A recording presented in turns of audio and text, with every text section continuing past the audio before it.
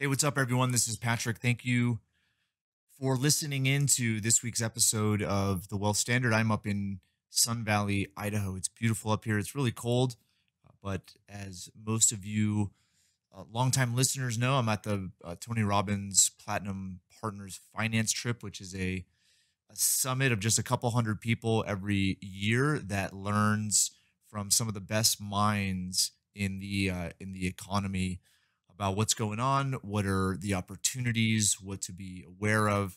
So I'm going to recap every day for you. Today it's going to be day one, and day one was crazy. It was over a 12-hour day starting at noon, so we didn't get out until almost 1 o'clock.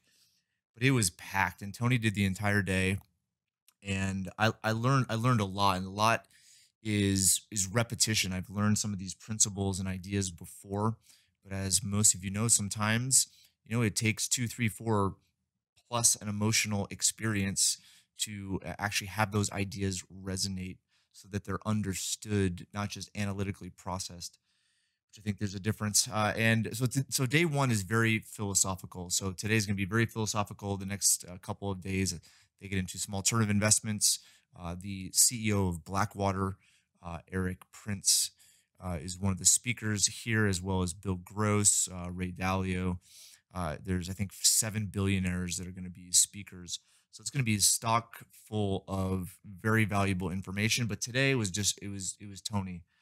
And for those of you who have had the opportunity to go to one of his events, you understand where he is when it comes to the importance of mindset. Because it doesn't matter how much material things you have, real wealth is ultimately in the mind. And so he started right out of the gate by explaining how real wealth is being able to master the mind, and mastering the mind usually in the unfavorable circumstances.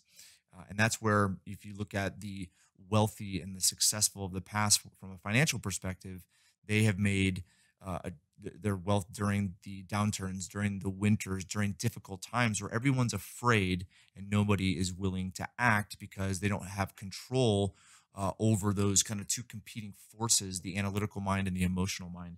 So it was awesome it was refreshing, I guess, is the best word to use. And this week he said the theme is being able to live without fear, especially when it comes to finances. So let me get into a couple of my notes. It's insane. Like, I have, like, man, probably thirty pages of notes just from one day. It's crazy. Um, but I'm going to highlight a few things that he says and said, and then expand on them. Developing ownership of being the creator of your life, not a victim of circumstance. I think this is a powerful idea. It's something I've thought a lot about lately, especially when it comes to business. I believe that we get caught up in what's called the tyranny of how. He refers to it as a tyranny of how, which is where the analytical mind is trying to figure out, okay, how is this going to happen? How is this going to happen? And the emotional mind is telling us that it's not possible as well. So that's where it really comes down to understanding yourself, and understanding yourself as the possibility of creation, and being able to establish what you really want, not having a plan of how to do it, but having essentially a very clear set of outcomes that you are passionate, excited about, and then the how ultimately manifests. So being in that mindset is a prerequisite for that manifestation. It's kind of an interesting idea. I'm going to expand on it in a little bit. But if you look at the nature of growth, typically growth is not controlled. People usually will have to have some sort of unfavorable circumstance happen to them in order for them to wake up, to snap out of it, to have a realization, or an epiphany. At the same time, you can control that. And I think there are these thresholds that we have within ourselves, when it comes to what we want, what we're willing to do. But ultimately, if you look at the nature of equality, and he hit on this, and he's said it before. The nature of equality is that our souls are all the same and equal, but the value that we bring really comes down to our psychology. The value we bring to the marketplace is represented in the monetary uh, uh, remuneration for that. So he stated that, getting to the next level, there's something in your way in which you identify with economics. There are these like thresholds. What did he call them? Oh, that's on another page. But it's this idea that, you hit these thresholds of, whether it's the money that you make, or the investments that you make, your risk tolerance. But ultimately it comes down to your mind. And then, I'll kind of end that thought with the idea of what wealth really is. And he defines wealth as the ability to extract enjoyment from life, no matter the circumstances, and being able to do that in every moment. And I won't get into that, but the idea of money magnifies that understanding, that psychology. So what that means is, if you're not happy and satisfied and joyous about what you have right now, that state will that the lack of that state, okay, will magnify, right? So if you're in a scarce, fear-based, frustrated, egotistical, envious type of state, money will magnify that. And it's a powerful idea, and that's why he focuses so much on mindset and state, so that it's established now, regardless of what your circumstances are, that you're able to find the beauty, the enjoyment, the satisfaction with whatever is going on before you get to the next level. And it's a prerequisite. That mindset puts you in this state of being able to have more. It's fascinating. But we've talked about that before with the whole, have do be instead of be do have. It's that same idea.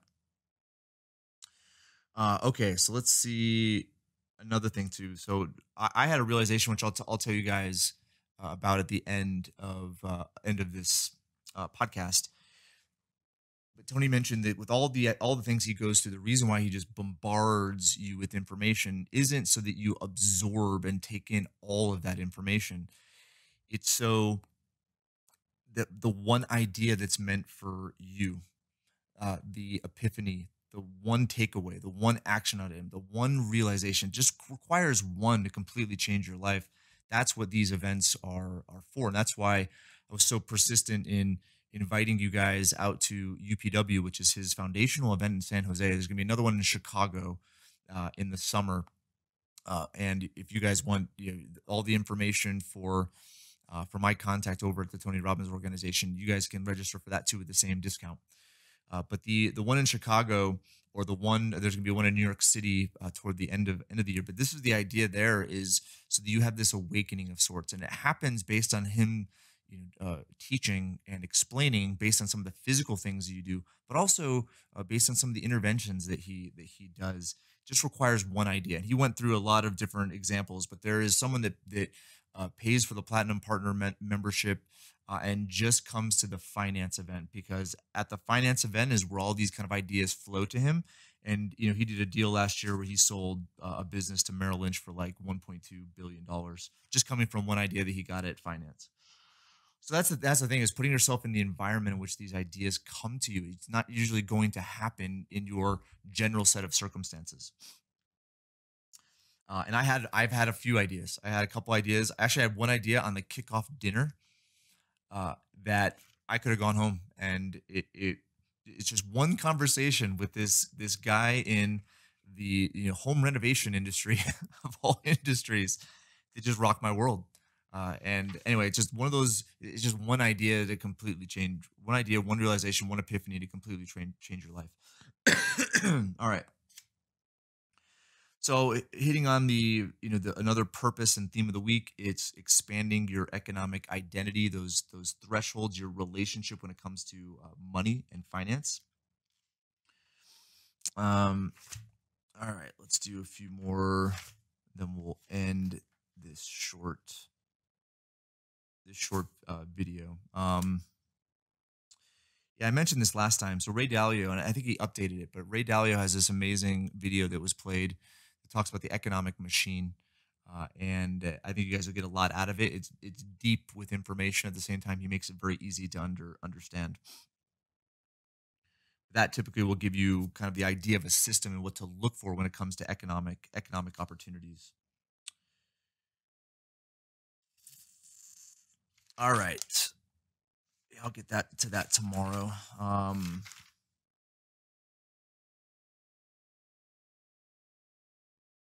Okay, I'm just gonna get into the final piece for today. This is a realization that I had. And it may sound strange, but the guy that was sitting next to me this first day was extremely successful venture capitalist. He's younger than I am, in his mid 30s, and has a couple of 9-figure funds.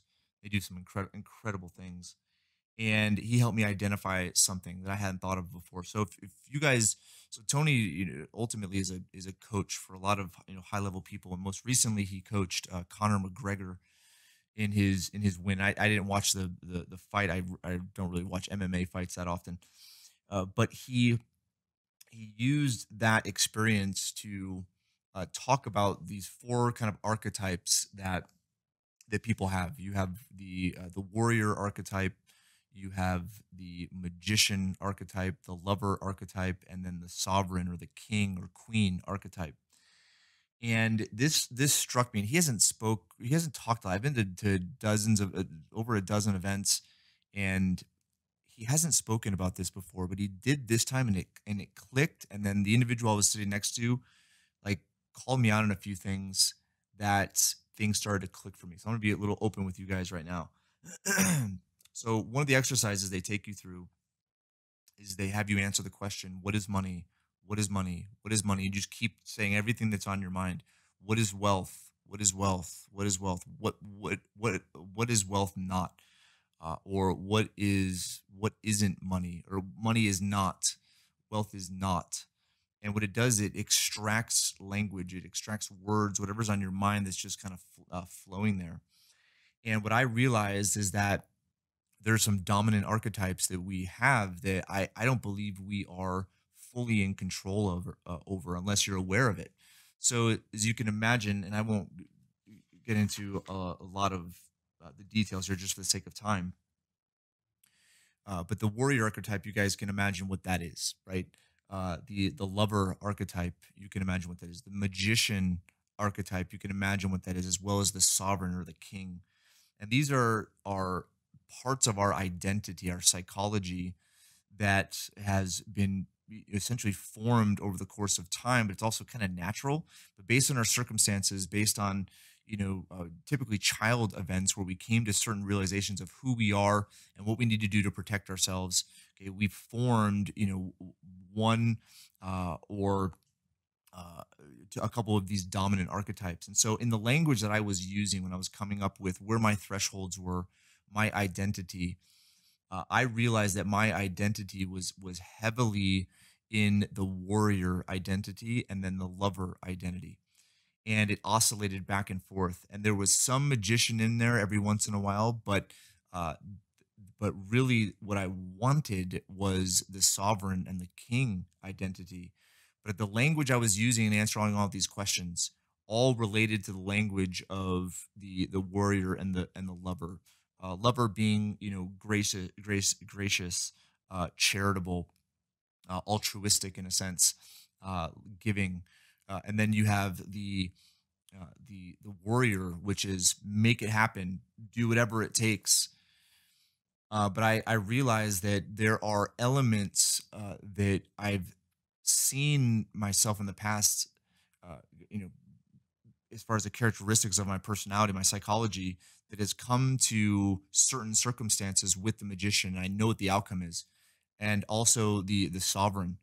And I became more aware of myself in being able to identify, okay, what the best results that I get where my psychology is growing the most is in this specific archetype, and it's figuring out how to identify with that archetype, in a sense, act and show up as that archetype will get me the results that I really want, but yet I was showing up as a different archetype. This may sound really weird to you guys, but Conor McGregor was the example he used, where Conor McGregor, his natural identity was warrior, warrior, warrior, warrior, and it's like going to battle, fighting, and winning at all costs, all odds. but Tony brought out the magician in him, and the magician was the creative, figuring out how to win the game in a way that wasn't anticipated or expected. And the magician is more loose; they're more free flowing, and he was able to really help Connor capture that and subsequently win his fight in like 40 seconds or 42 seconds. And so that's the biggest breakthrough I had, right? Is really understanding how I show up in my specific set of circumstances, how I view money, how I view economics, and then establishing what I really want as far as the enjoyment levels of life. And I'm going to discuss that tomorrow as some of the things I put down, and then essentially establishing what those are, and then once it's all established, once it's stated, okay, then you can kind of come up with plans and how to actually accomplish that. But the psychology of actually believing that it's possible first takes precedent. All right, you guys are amazing. Thanks for tuning in, and we will be back with another episode in yeah, in just a few hours, I guess. Take care.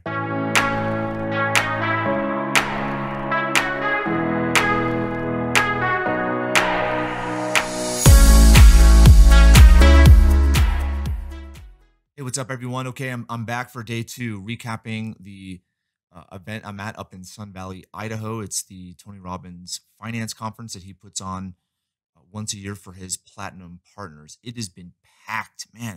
It's crazy. I can't find any time to do these recaps, let alone sleep. But I'm having a great time. I'm learning a ton, so I'm going to recap the primary things I learned from day two. The first thing is, Tony started out the day talking about your body. He's writing a book right now called Life Force, which I don't know if it's coming out this year, but he's been working on it for a while now. And he started with this quote: "A person with health has a million dreams, and a person without it only has one." And he alludes to this idea that the experience of life is very much dependent on our physical well-being, our health. And today, although we have so many conveniences and life is becoming much easier from a physical perspective, that people are becoming unhealthy because they are no longer forced to survive, which helps them, retain that uh, physical vitality. They don't need it, and they are essentially, it's now more of a choice to work out, eat healthy, and which in a sense is even more challenging than having to do it to survive. And so he started out with that, and he brings in all sorts of his companies as well as others, whether it's Goscu, which is a form of like your physical structure and different stretching and ways you can align your body, and he has a number of others. I'm not even going to get into that right now, but he is huge on this whole idea of health and having your body in its optimal state in order to have the best experience of your day. So I'll leave it at that.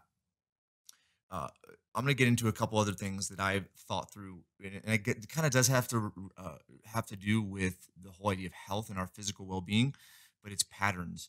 So I didn't cover this in the day one review, but the speaker late on day one was Neil Ferguson, and he wrote The Ascent of Money. He is a consultant to a lot of major hedge funds as well as sovereign funds throughout multiple countries. Uh, Brilliant individual, very funny, great storyteller, very good kind of like British sarcasm and humor. Go research some podcasts that he's been on. He's definitely worth the listen. But he talked a lot about the history, as far as the history of money, and there are patterns, and I believe recognizing those patterns really help us anticipate the future. At the same time, we don't necessarily have to be subject to patterns. We can create our own patterns, and this is where health comes into play. Right now, we have a pattern of health. We have a pattern of how we do things, and understanding that exists, and then being able to essentially refine, break the pattern, create new ones in order to improve our results. But he specifically talked about patterns as it related to what's going on in the world, and even though it's all different, there are some things that are the same because human behavior is the same.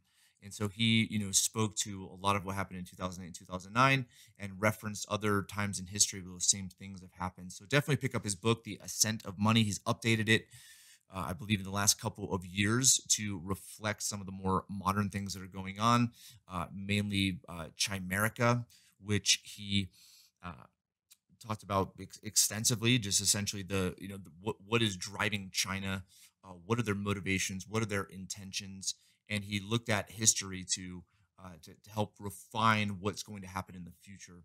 So that was really interesting. Ray Dalio did the same thing. He talks about patterns. I mentioned that yesterday when it came to how the economy works. Definitely review that because it shows you the different patterns that occur. It's not necessarily going to predict with 100% accuracy the future, but you're going to start to be able to see signs of what's going on and understand how those fit within the patterns of how an economy works.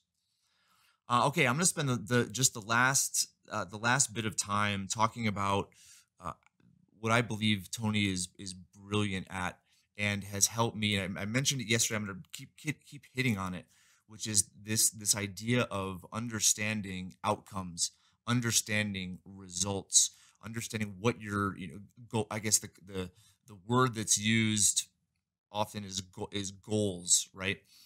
But those are insanely important to be crystal clear about what you want, why you want it, and the motivations to actually get it. Because we all have these psychological thresholds. We have thresholds based on the amount of money our parents earned, the amount of money our socio economic circles earn, our peers, or maybe our extended family, our siblings, were psychologically capped. Okay. And it's a glass ceiling at the same time, it's a ceiling. And so understanding goals, it's going to push you to the brink of that threshold. And breaking through that threshold is what allows you to achieve those goals. And so being crystal clear about what it is, how it's measured, believing that it's possible, making it a must, not a could, but a must. I must do that. I must achieve that. And then ensuring that it's worth it, that the reward is worth the struggle and pushing through. And nothing's gonna come without hitting that threshold. And those psychological thresholds, especially when it comes to money, we don't even realize they're there, but they're there. And so being able to have something that is motivating us is huge. So getting crystal clear about that. One of the things that Tony brought up is, because he's very well off, which is clear, and most billionaires are very well off, and their motivations have changed to what they may have originally have been. But right now, he had stated there were at least 20 different charitable causes, whether it's the partnerships that he's done, feeding, I think, 2 billion people sustainably is what his X Prize is with Peter Diamandis and Elon Musk. And he's pushing to these, more contribution to the world projects that is breaking through the thresholds that he had previously. Because he doesn't have to work, doesn't have to do what he does, but he has these new motivations that he has designed, he has created commitments there that have made him push through new thresholds that he had in order to achieve more and more. And again, his whole life right now is just about contribution, giving back. And right now, there is a birthday party that he's doing in Los Angeles. Or actually, people, his wife and his circle of influence is putting it on for him, but the proceeds are going to Operation Underground Railroad. There's a documentary that Russell Brunson did. There's also a movie coming out with, um, oh gosh, what's the actor? He's like one of my favorite actors. The guy who played the Count of Monte Cristo. Um, Starts with a C, I think. Oh gosh, I can't remember. It might come to me. But anyway, there's a movie coming out about the human trafficking, the sex trafficking that's happening all around the world. And a lot of the demand is coming from the United States. and these are places like Haiti, Asia. It's horrific what's going on. And Operation Underground Railroad is actually out of Utah. And Tim Ballard, who's the CEO, is a former Special Forces. He may have been a Navy SEAL, but he essentially got to the point with his position in the government where it was very difficult to go after these types of criminals. And so he took it upon himself to actually form an organization that actually goes out and does that and is making a huge difference. Tony's raised millions and I think tens of millions of dollars. And so this whole birthday party is around that idea of contribution. So there are things now that are motivating him that are beyond him. Now, this doesn't mean that you have to have these altruistic, charitably driven things. At the same time, the gift of contribution, the gift of making a difference in somebody else's life. There's more, I would say, psychological, spiritual benefits for that than anything else you could do. At the same time, it's like your enjoyment, complete altruism, right? Is imbalanced, right? So it's your enjoyment of life, being able to do the things you want, go to the places that you want. So what Tony does is he explains that there are these kind of five financial dreams. And the five financial dreams are facilitated by having savings, having your investments uh, at a point, at a level. He calls it the critical mass level. The money is at a certain level that if it were to earn 5%, it would pay for these dreams. Okay. So the first level of dream is that your investments and a 5% return on those investments would pay for your basic living expenses. Okay. Your food, shelter, clothing, transportation, and basic insurance. So you calculate what that is. Like, what is the bare minimum that you can live on? Your rent, your food, and so forth. And it's what is the dollar amount that's needed to hit that threshold. Now I'm going to take one step back. One of the exercises he did in advance of this was powerful, where he just asked the question. You wrote it down. What dollar amount would you need to be absolutely financially free?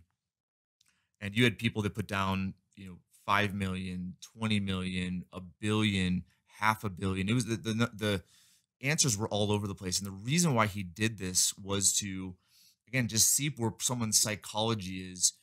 Because as he goes through these dreams, his intention was to show that we think it's going to be so much more money than it is to be absolutely financially free, and it's much less. And the psychological thing that's going on in our mind is we put this huge number, this impossible number out there, and it demotivates us from even getting started. So being able to, essentially establish that threshold, what is it going to take? Then going into, okay, what is it going to take to be, what he calls the first dream, financial security, right? Which is having that critical mass, that amount of money that if it earned 5% it would pay for your food, utilities, transportation, basic insurance. And it's a number that's much, much less than what people think it is. Then the next dream is financial vitality. Financial vitality is essentially all of your financial security expenses plus one half of your current monthly clothing costs, one half of dining and entertainment, one half of a current small indulgement and luxury. So this gets to the point where it's okay, not only your basic living expenses, but maybe it's going on vacation, or maybe it's going to the movies or going out to eat. So it's calculating what is your critical mass, what's the amount of assets with a 5% return that would create a cash flow sufficient to pay for financial vitality. So that's an even less or a bigger number than financial security, but it is a number that is way less than what people think they need to be financially independent. And again, this purpose isn't necessarily to say, okay, I'm going to have enough money, then I'm just going to have my living expenses covered. It's not to do that. It's essentially to create milestones, right? To create these psychological levels where we know that we have enough money, sufficient resources, sufficient cash flow to pay for these things. Knowing that allows us to push more. It's to operate outside of fear. That was what I said yesterday as part of the recap, right? Is to live without fear. And so these are ways in which you can essentially position your psychology so that you establish thresholds where you have a certainty in your mind that if this happened, I have enough resources to pay for my basic expenses, not or financial vitality. Next is financial independence, which is essentially the critical mass at a 5% earnings rate that would support your lifestyle, your current lifestyle. So people budgeted out their lifestyle and then calculated what it would take there. The next is financial freedom, which is essentially financial independence plus 2 to 3 major luxuries. So this could be, a big diamond ring for your 20th anniversary, or it could be a trip around the world, or it could be buying a dream, a second home on the beach or something like that. So it's that. So it's calculating what that dollar amount is, and he had kind of pages in there that showed the luxury cars that are out there, a home, they had mortgage interest rates and payments, so you're able to kind of see what it would take in order to do that, and it was much less than what people thought. And then absolute financial freedom, sorry, yeah, so financial freedom, which is 2 to 3 major luxuries, and then absolute financial freedom is whatever you want whenever you want. And this is where people just were pushed to and I'll give you guys an example of mine. You're pushed to put things in there that you usually don't think about. So I was like, okay, if I had absolute financial freedom, I can do what I want when I want. What would I do? And so I started to kind of calculate things. So things that came to my mind was, taking my wife's family, who are underprivileged, and taking them all to Hawaii for Thanksgiving, like the week of Thanksgiving. So I calculated out what that dollar amount would be. And then another one was, my wife and I had the opportunity to go to Tahiti a few years ago, and what it would take to go back and be able to take my brother. My brother and I got married in the same year, actually not the same year, but within 9 months of each other. And so for our 20th anniversary, take them, my brother and his wife, to that same experience that Cynthia and I had, what that would be. And just started thinking, my parents are going to be moving from Cape Cod to the West soon. And so it was, okay, what would it take to, purchase a home where I can continue the legacy that we have? Because we've gone to Cape Cod every summer for, you know, geez, 16, 17 years. So what it would take to do that. Anyway, so you come up with all these different things and calculate it out, and it stretches you. And you start to realize, like, wow, in order to have that, I don't have to do much more. So what it does is it really helps to kind of calibrate where you're at and push you beyond where your thresholds currently are. Okay, so that's what I wanted to cover for this day's recap. And actually, maybe I'll cover one more thing because I have a few more minutes. So the speaker for the second day 2 evening was Eric Prince, and Eric Prince is the former CEO of Blackwater, and Blackwater is a private military contracting company that he'd founded. And there's lots of conspiracy theory around Eric Prince and Blackwater, and it was. And I'm not sure whether it's true or not. I mean, I looked at a bunch of different things around the internet, but I found him to be very genuine. I found him to be very intelligent. He's since sold Blackwater, and he has different investment venture capital funds, not just in the U.S. but around the world. But he spoke to his, I would say, somewhat intimate knowledge about the rest of the world, and he talked a lot about the butterfly effect, where today, because of how intertwined things are, one little blip here and there could set things off. And so, specifically based on what we're dealing with right now, is the coronavirus. Virus. He spoke a lot about China and about what China's intentions are. He made the statement that China is not militaristic. China is not after conquering the world with their military. They're about their economic power, their economic influence in what they're doing. I mentioned on the podcast before that they have a huge presence in Africa and other parts of the world, and the way in which they're doing it is very interesting. I won't get into the details there, but Eric, went into uh, you know went into what the supply chain looks like with China and how that relates to the rest of the world, as well as shipping, and just talked. He said he wasn't afraid of China, and he also stated that there's a time where it's if you've been indulging for too long, it's good to go on a diet. And he said that is what the United States needs. Right, we are at historic low interest rates, highest tax revenues, but also the highest amount of debt we've ever had, as well as our entitlement benefits. So we're at this point in time where we need to figure out how to trim the fat. And so that was really interesting. He didn't necessarily allude to any type of trigger that would do that, but he also said that China is essentially using their influence to become even more powerful. They're hoarding gold. There's rumor speculation that they are creating a gold-backed cryptocurrency to essentially create kind of a more balanced trade. Anyway, it was pretty fascinating. He talked about how Venezuela was another thing he talked about, that they had tremendous wealth there, but also alluded to Maduro's influence being very deep rooted, and it's going to be very difficult for Guaido to actually get into his position, even though he was elected. But also just talked about just how things are becoming so much more international. The world is very youthful. One of the statistics I saw was 600, and this is not by Eric, this is by somebody else, but 600 million people under the age of 20 in Africa, which I found fascinating. And I'll get to that one with one of the other recaps, based on another speaker who has a satellite, 5G satellite company, as well as a new technology. But anyway, his insight was fascinating. He talked about uh, how China is dealing with lots of other countries now, and uh, but he's also talking about how the manufacturing is so dependent on them. So I know I'm just going off on China, but I think that the majority of people's questions revolved around China just because of what's going on with the coronavirus. Virus. But there's also a lot of Chinese that were supposed to come to this event that weren't able because of the travel restrictions, travel bans. But anyway, I'm gonna leave it at that. He did say that right now um, there's a tremendous opportunity if you understand the rest of the world.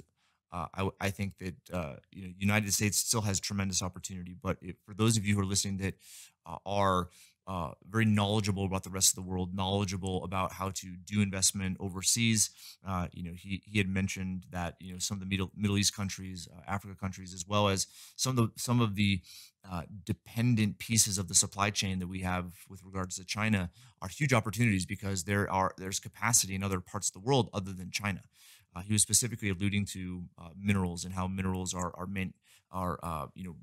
manufactured there, and how parts, whether it's for computers or um, in the industry, in how industrial metals are being used, how those rare earth minerals are being used to you know uh, create different technologies. Anyway, it was fascinating. It was kind of over my head to an extent, but Eric Prince, he is somewhat active on online, so you guys can go follow him. All right, that's it. Thank you guys for listening for day two recap of my experience here, and can't wait for tomorrow. See ya.